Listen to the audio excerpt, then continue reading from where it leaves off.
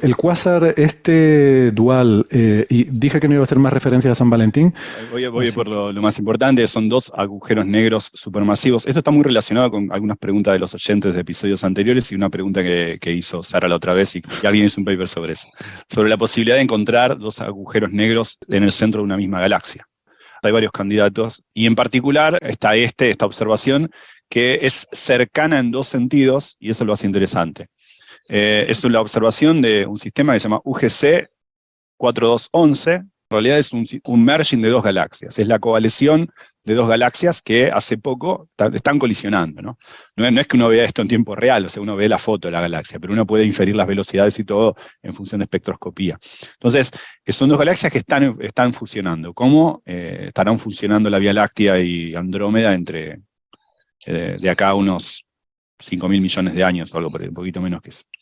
Estas dos galaxias están colisionando y cada una tenía, bueno, hoy en día sus dos agujeros negros centrales están juntos, pero juntos extremadamente cerca. Ahora vamos a decir qué significa extremadamente cerca.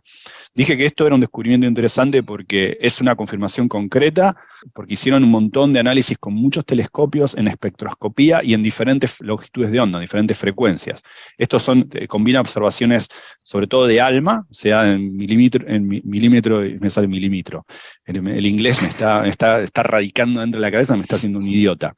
En milímetro y submilímetro, pero también de Chandra, en rayos X, observatorios como el Keck, Osiris, o sea, un montón de observatorios, datos del Hubble, un montón de observaciones juntas, espectroscopía, que permite mirar esto con mucha resolución y en muchas longitudes de onda. Cada longitud de onda te permite, de alguna manera, confirmar y ver algo nuevo. Es decir, cada longitud de onda te da cuenta de un proceso distinto de diferentes energías, porque la longitud de onda está relacionada, por ejemplo, la frecuencia de la luz emitida está dada por la velocidad de la partícula cargada, mejor dicho, la desaceleración, la pérdida de energía de la partícula cargada. Entonces, diferentes procesos físicos emiten en diferentes frecuencias. No es lo mismo emitir en el visible que en el infrarrojo, que en ultravioleta, que en radio, que en microondas, rayos gamma o rayos X. Acá hay un análisis combinado de todos estos, de Chandra, de Hubble, ALMA, el Keck, ¿no? Entonces, todo esto permite ver con mucha resolución esto. Esto es una colisión de dos galaxias que están, digamos, en un universo cercano relativamente. Repito, cercano, ¿qué significa? 500 millones de años, 500 millones de años luz de acá. 10 veces más lejos que M87. Gastón no está demasiado lejos. No, por eso dije, lo que quiero relativizar, por eso dije es cercano, es cercano. Lo que quiero decir es que quiero relativizar eso, porque yo digo cercano, después digo 500 millones de años luz y a la gente le va a parecer una locura. Pero recordemos que siempre hablamos acá de Redshift 1, Redshift 2, esto es Redshift 0,03, 0,0347. Es relativamente cercano. 500 millones de años luz no es mucho. ¿Y por qué es importante esto? Bueno, por un lado porque te permite ver la resolución, se debe a que este objeto está relativamente cerca, hay cuásares mucho más lejanos que es difícil encontrar esta resolución. Vamos a hablar de resolución de unos 100 parsec o menos. Y esto es importante no solamente por la resolución, sino porque en el universo pretérito eran más frecuentes las colisiones entre galaxias.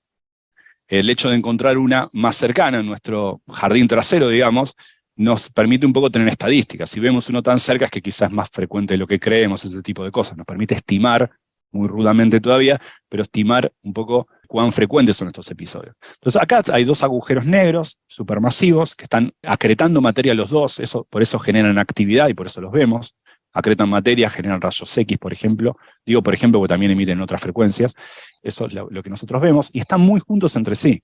O sea, esto no está muy lejos de nosotros, 500 millones de años luz, es Redshift 0,03, o sea, el universo tenía prácticamente el tamaño que tiene hoy. Pero encima están muy cerca entre sí. Su distancia es de 750 años luz, porque me acuerdo que son 250 parsec, algo así. 250 parsec son 750 años luz. 750 años luz nos puede parecer mucho, pero no es nada. Estrellas que vemos a ojo desnudo están a esa distancia. Por ejemplo, Rigel y Betelgeuse, una está a 400 años luz, no recuerdo bien, y la otra está como 800 años luz, algo por el estilo.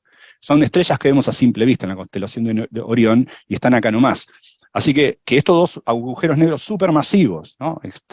Terribles monstruos de muchísimas masas solares, estén juntos y su separación, 750 años luz, no es nada, es algo no solamente en escala galáctica, mucho más, tus estrellas cercanas, ¿no?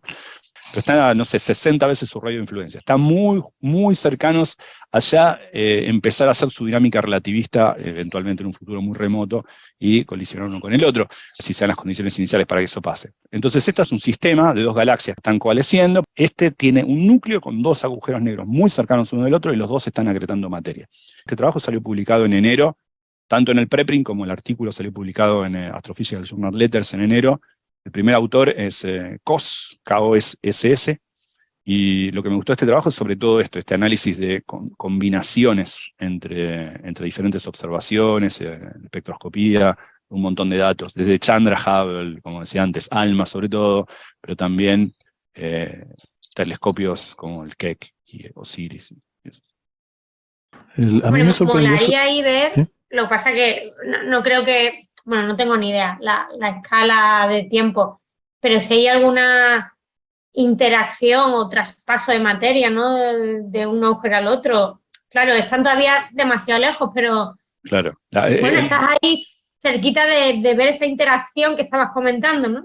Perdona No un sé. momento, Gastón, porque mi comentario iba a ir un poco en ese sentido y voy a reforzar lo que dice Isa, porque a mí me llamó la atención el hecho de que la separación entre los dos agujeros negros es solamente 6 veces las esferas de influencia.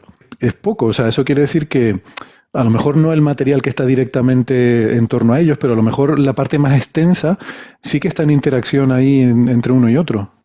O algún chorro que pueda emerger de ahí, no sé. Sí, la verdad que no lo sé, no soy experto como para decir si la resolución nos permitiría ver alguna cosa así, porque la verdad que sí digo algo. A lo mejor, pero es estoy cierto, pensando locura, cierto los que- discos de acreción sí que están más cerca, pero la zona polo norte-sur, donde la eyección de material sigue, vamos, por los números que estás comentando. no, claro, Las o sea, coronas, ¿no? los discos de acreción, Ah. si cercanos, digamos, los discos de acreción están, pues los discos de acreción pueden estar en diferentes lugares, pero como mucho pueden estar en algún lugar, y son más cercanos que estos radioinfluencia y la separación de radioinfluencia, pero estamos hablando de ya casi los órdenes de magnitud, 10 veces más o algo así. Como bien dicen ustedes, 6 veces el radioinfluencia del agujero negro ya nos permite meternos en su íntima cercanía, en lo que le está pasando cerca.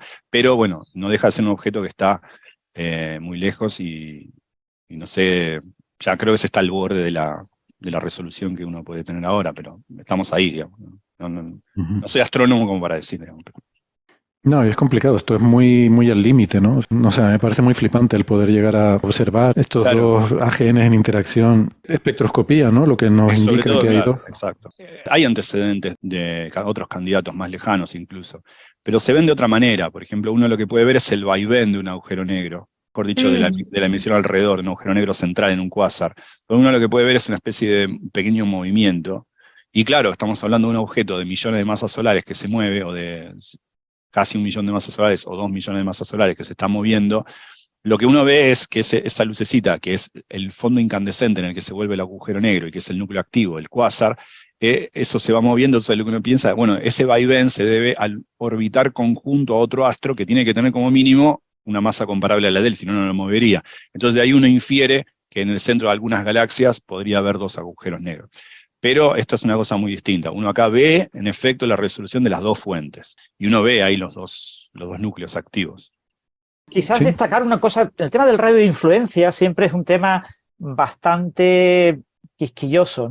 En realidad, el radio de influencia de un agujero negro supermasivo es la región de la galaxia, del centro galáctico, que domina el agujero negro. Es decir, que los objetos que se mueven alrededor, o sea, se mueven en el mismo sentido que la propia galaxia, con el agujero negro en el centro, están en ese pozo potencial asociado al agujero negro supermasivo. Si tú tienes 2 agujeros negros supermasivos, cada uno con su radio de influencia, y están separados entre ellos 6 veces el radio de influencia, esos agujeros no están acoplados gravitacionalmente. Es posible que se crucen, pasen uno por el lado del otro sin influirse. Totalmente ¿Vale? cierto. O sea, que no hay que pensar que es que están ya dando vueltas en espiral y que van a acabar uniéndose en un único objeto, sino que pueden estar separados a una tal distancia que habrá que reconstruir las trayectorias. Eso es muy difícil. Con las imágenes que tenemos no podemos hacerlo. Pero es lo mismo que pase uno de largo del otro. La galaxia no. La galaxia puede que no pase de largo y sea la propia galaxia la que acabe obligando al agujero negro a volver otra vez a acercarse, ¿no? Claro, por ejemplo, lo que dice Francis es muy importante. Para dar una idea, hay una película que conocemos todos que es la del centro galáctico, las estrellas orbitando en torno a Sagitario A estrella. La estrella S2 o S02, la que pasa más cerca, que tiene una órbita muy elíptica, cada 16 años pasa muy cerca. Lo más cerca que pasa son varias veces la órbita de Neptuno, creo que 4 veces la órbita de Neptuno. Estamos hablando de muchísimas unidades astronómicas. Ahora, el tamaño del agujero negro, o mejor dicho, 6 veces ese tamaño, que es la parte más interna de un disco de acreción, si lo tuviera, es muchísimo menor, órdenes de magnitud más cerca. Radioinfluencia no tiene nada que ver con, por supuesto, nada que ver con el radio Schwarzschild, que es aún más pequeño. El radioinfluencia es algo muchísimo más grande incluso que el tamaño del disco de acreción que tendría en torno a él. Y como dice Francis, esto está más lejos, así que estos agujeros negros podrían sí sentir quizá la gravedad uno del otro, pero deflectar y seguir su trayectoria y no estar unidos, no quedar orbitando nunca. Por eso dije antes, si se dieran las condiciones iniciales para que esa colisión se diera o para que esa espiral final se diera. Puede no necesariamente ser el caso. Sobre todo, perdón, última cosa y no molesto más, sobre todo que estas cosas vienen de vienen de galaxias distintas. Entonces, cuando vienen de galaxias distintas, la velocidad relativa es más grande, porque la velocidad relativa para zafar, cuando uno está ya en un sistema que ya está unido, que ya es una galaxia hace mucho tiempo, las velocidades no son tan grandes, como sí lo son cuando dos galaxias vienen a colisionar. Un ejemplo en Toy Model de esto es cuando hablamos de los asteroides en el sistema solar. En el sistema solar las cosas no pueden ir muy rápido, porque ya es un sistema solidario, que salvo que por un evento local algo sea acelerado, igual hay una cota para su velocidad. Por eso es que detectamos la presencia de algo que es ajeno al centro galáctico, o ha sido acelerado por algo que desconocemos en el centro galáctico, debido a su velocidad. A escalas galácticas pasa lo mismo. Las velocidades con las que Andrómeda y la Vía Láctea van a colisionar son más altas que la velocidad, a pesar de que están muy lejos y falte mucho, que las velocidades relativas entre estrellas cercanas en la misma galaxia. Sí, eso es importante. Y esos agujeros negros que efectivamente están ahí y que no tienen por qué quedar orbitando uno en torno al otro, pero pueden pasar dos cosas. O bien salen despedidos de ese merger y acaban siendo objetos a la deriva, o bien quedan ligados gravitatoriamente a esa galaxia final que se forma, que es la fusión de los dos. Y si quedan ligados, lo normal, creo yo, tendría que pensarlo un poco, pero creo que lo normal es que queden en órbita alrededor del centro, pero esa órbita se iría reduciendo por esto que llaman fricción dinámica en las galaxias, que tiene que ver con la interacción que vaya teniendo con otras estrellas, ¿no? Cuando se encuentran dos estrellas en una galaxia, interactúan y una es acelerada hacia afuera y otra hacia adentro, ¿no? Por ejemplo, una gana energía y otra la pierde en el potencial galáctico, pasan ese tipo de cosas. Entonces, un objeto grande que se mueve en torno a estrellas va a ir en promedio perdiendo energía por esas interacciones con esas estrellas, las que irá mandando en diferentes direcciones, y poco a poco se irá acercando al centro. Entonces, si quedan en órbita, es probable que ambos acaben poco a poco acercándose al centro de la galaxia. Y luego ahí, pues ya no sé si en un entorno en el que ya no hay estrellas, sino solamente estén ellos y el gas que tengan alrededor y demás, pues a lo mejor quedan ahí en órbita pues para siempre, o igual van disipando energía de alguna forma y se van acercando y se acaban fusionando. Ahí no sé, la experta ahí es Isabel. Bueno, ahí hay emisión de onda gravitatoria segura. Lo que pasa es que se pueden pasar, no te voy a decir la vida, o sea, no me acuerdo nunca de memoria estos números, pero se pueden pasar muchísimo tiempo muy alejados entre sí, emitiendo ondas gravitatorias, pero realmente muy, muy, muy cerquita, cuando ese proceso se acelera y es la fusión. Pero bueno, lo bueno es que si estuvieran suficientemente cerca para tener al menos conectados gravitacionalmente, ¿no? O acotados, gravitational bonding, ligados.